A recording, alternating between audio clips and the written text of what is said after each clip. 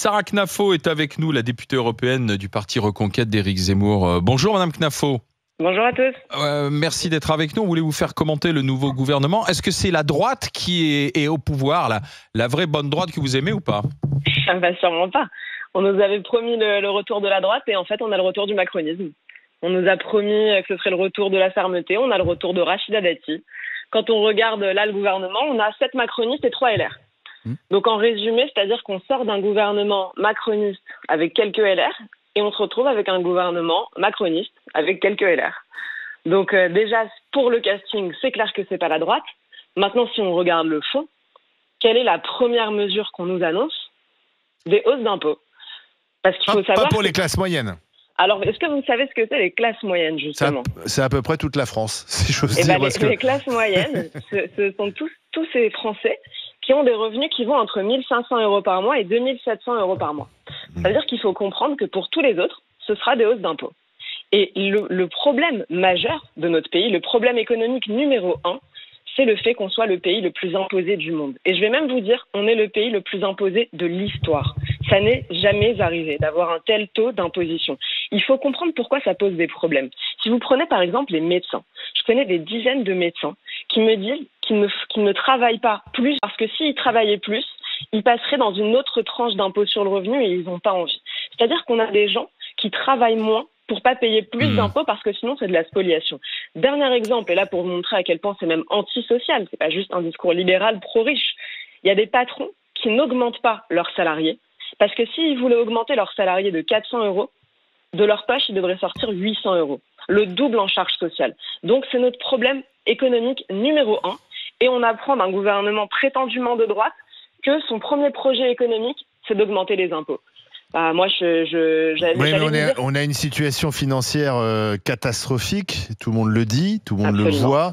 Il faut donc trouver des recettes supplémentaires.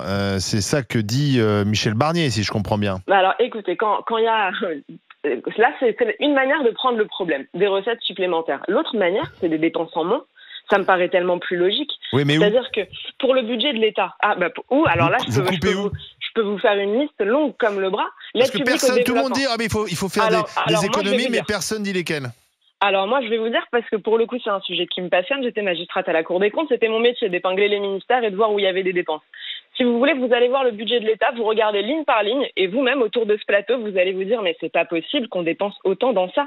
Est-ce que vous savez, par exemple, qu'on donne 800 millions d'euros à l'Algérie en aide publique au développement? Est-ce que vous savez qu'on donne, par chaque année, 120 millions d'euros d'aide publique au développement à la Chine, c'est-à-dire la première puissance économique du monde? On l'aide à se développer, nous, la France. Alors qu'on est en train de faire des appels aux dons pour financer des scanners à l'hôpital Georges Pompidou. Donc nous, on en est là, et on aide, chaque année, la Chine à se développer. Et alors pourquoi on n'arrive pas à couper tout ça, puisqu'effectivement ça paraît évident qu'on pourrait éviter de donner de l'argent à la Chine. Il y a des accords économiques. C'est toujours des accords aller-retour. C'est toujours aller-retour. Il n'y a jamais d'accords qui vont que dans un seul sens en fait. Alors, toutes les aides ont une contrepartie. Alors trouvez-moi la contrepartie algérienne. Là vous me prenez. Je vous mets au défi de me trouver de quelle manière l'Algérie contribue à l'économie française. Je n'ai pas la réponse là, mais les accords pour avoir. Je sais qu'il y a des accords toujours. Dans les accords, c'est toujours à double partie. Vous savez, c'est comme on a critiqué quand on a signé des accords pour l'exportation de nos produits ou pour l'importation de produits étrangers. Mais en fait, on exporte plus de produits agricoles qu'on en importe. Et grâce à ces accords, vous voyez. C'est un sujet totalement différent. Là, vous êtes en train de parler des accords de libre-échange. Moi, je vous parle de l'aide publique au développement. Oui. L'aide publique au développement, c'est-à-dire que c'est la France qui croit encore qu'elle est dans son rôle des années 60, d'aller aider les puissances émergentes du monde entier, mais qui n'a pas compris que la Chine n'était plus une puissance émergente, mais la première économie du monde. Et je vous mets au défi d'aller trouver typiquement sur le sujet de l'Algérie, sur les pays africains à qui on donne des milliards d'euros chaque année, d'aller me trouver la contrepartie que la France en retire. Justement, Sarah Knafo, même pas de le fait de reprendre leur clandestin. Ouais. Alors de là à penser qu'ils nous donnent de l'argent... Pour donner l'enveloppe globale, l'aide française, l'aide publique au développement... Attendez, juste une chose, je donne la parole, Joël, mais pour compléter ce que dit Madame Knafo, l'aide publique au développement, l'enveloppe globale qui est versée par la France, c'est 13 milliards d'euros. 13 milliards. Et vous disiez ce qu'on donne à la Chine notamment. Et ce qu'on donne à l'Afrique, c'est 6 milliards d'euros. Voilà. Exactement. Exactement. Merci de le préciser. Imaginez ce que c'est. Je vous donne un deuxième exemple, parce que là, on parle de milliards, c'est plus seulement des millions. Les associations. L'aide aux associations, c'est 11 milliards d'euros uniquement avec le budget de l'État. Il y a certaines associations qu'il faut continuer d'aider. Et je ne vais pas vous dire qu'il faut tout couper. En revanche, quand on voit certaines associations, j'en cite plusieurs, SOS Méditerranée, la Ligue des droits de l'homme, leur métier principal, c'est d'attaquer l'État en justice. C'est leur action principale. C'est-à-dire qu'à chaque fois que vous allez vouloir expulser un clandestin, mettons un fichier S, vous voulez l'expulser, vous aurez la Ligue des droits de l'homme qui va aller faire un procès à l'État devant le tribunal administratif pour l'empêcher d'expulser. C'est-à-dire que ce sont des associations payées avec nos impôts, financées par le budget de l'État, qui vont ensuite coûter à l'État et l'empêcher d'exercer son action même régalienne. Ça, pour moi, c'est un scandale. On ne devrait pas donner un centime de nos impôts, pas un centime. Mais quand vous avez un Bruno Retailleau, d'accord, Sarah Knafo, quand vous avez un Bruno Retailleau qui est annoncé à l'intérieur, on verra si c'est confirmé, mais Bruno Retailleau, il est quand même plutôt sur une ligne assez dure. Ça doit vous rassurer, Sarah Knafo. Moi, ça me rassure pas parce qu'on voit qu'il y a le pouvoir. Je me permets juste de répondre parce que j'ai entendu quelqu'un qui disait elle veut pas de contre-pouvoir. Alors, moi, je suis une lectrice de Montesquieu. Les contre-pouvoirs, c'est pas les associations. Les contre-pouvoirs, c'est la justice, c'est le Parlement. À la rigueur, aux États-Unis, on dit que c'est les médias. C'est aussi dans une démocratie des associations qui ont le droit d'exprimer des avis différents et qui ont le droit de s'opposer, même si on les interdit. C'est aussi ça la démocratie. Qui vous a parlé d'interdiction ? Merci beaucoup, voilà, c'est ce que j'allais répondre. Qui vous a parlé d'interdiction ? Elles ont le droit d'exister. Et si elles sont si importantes, elles trouveront des fonds ailleurs. Les gens les financeront. Amnesty International, ils reçoivent des dons de la plupart du monde entier. On n'a pas besoin de le financer avec nos impôts pour qu'ils attaquent les lois de notre État. Ce que fait Soros d'ailleurs aux États-Unis. Exactement, que le privé les finance. Mais alors, ils ont des avantages dans tous les sens, parce qu'y compris quand on les finance, les dons sont défiscalisés. Alors attendez, à quel point... question pour vous, Madame Knafo, de Joël Lagossière. Je suis d'accord quand même en majorité avec ce que Madame Knafo dit.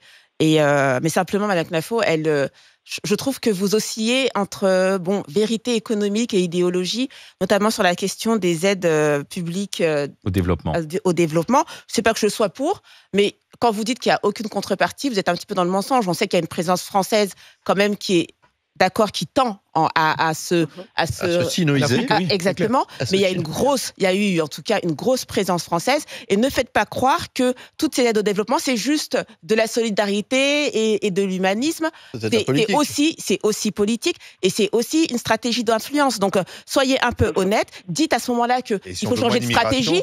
Dites à ce moment-là qu'il faut changer de stratégie, d'accord. Mais ne faites pas croire aux Français que c'est juste de l'argent jeté en l'air et que derrière, il n'y a aucune attente de la France de la part de ces pays-là. Alors, si je peux vous répondre, d'abord, premièrement, je déteste l'idéologie. C'est un des combats premiers de reconquête, de lutter contre l'idéologie. Donc, vous avez raison de préciser qu'il y avait une partie au moins qui était seulement du bon sens économique. Ensuite, vous savez, pour avoir de l'influence dans un pays, il n'y a pas que l'aide publique au développement. Mais je ne dis pas qu'il y a que ça, je dis que ça fait partie. Il faut changer de stratégie, ça fait partie de l'arsenal. On est dans un vieux modèle paternaliste où la France se prend encore pour la première puissance du monde qui va diriger la France-Afrique à l'ancienne, à la papa, etc. Moi, je veux qu'on sorte de ça. Je suis plus du tout dans ça y est, la Chine le fait bien. Pas en même temps. Il faut créer des liens d'égal à égal. L'influence, vous le créez par la présence de vos entreprises là-bas.